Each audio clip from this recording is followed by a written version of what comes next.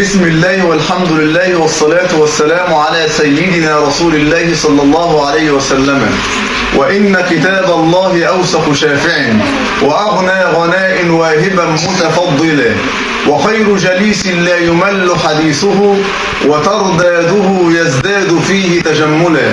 أهلا وسهلا ومرحبا بحضراتكم في دار ابن سلمان لتحفيظ القرآن. وما أجمل أن نحفظ القرآن ومع القرآن نتعلم سيرة النبي عليه الصلاة والسلام.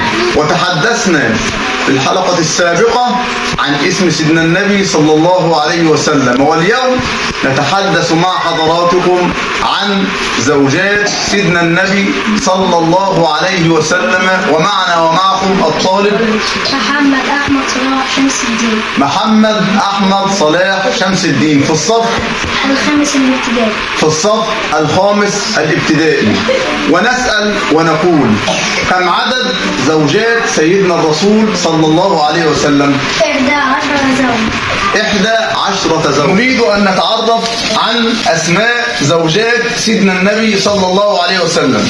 السيدة خديجة بنت خويلد رضي الله عنها، السيدة سودة بنت زمعة رضي الله عنها، السيدة عائشة بنت أبي بكر رضي الله عنها، السيدة حفصة بنت عمر بن الخطاب رضي الله عنها، السيدة زينب بنت خزيمة رضي الله عنها، السيدة أم سلمة بنت أمية رضي الله عنها، السيدة زينب بنت جحش رضي الله عنها، السيدة جويرية بنت الحارث رضي الله عنها، السيدة صفية بنت حيي بن أخطب رضي الله عنها، السيدة أم حبيبة رملة بنت أبي سفيان رضي الله عنها، السيدة ميمونة بنت الحارث الهلالية رضي الله عنها.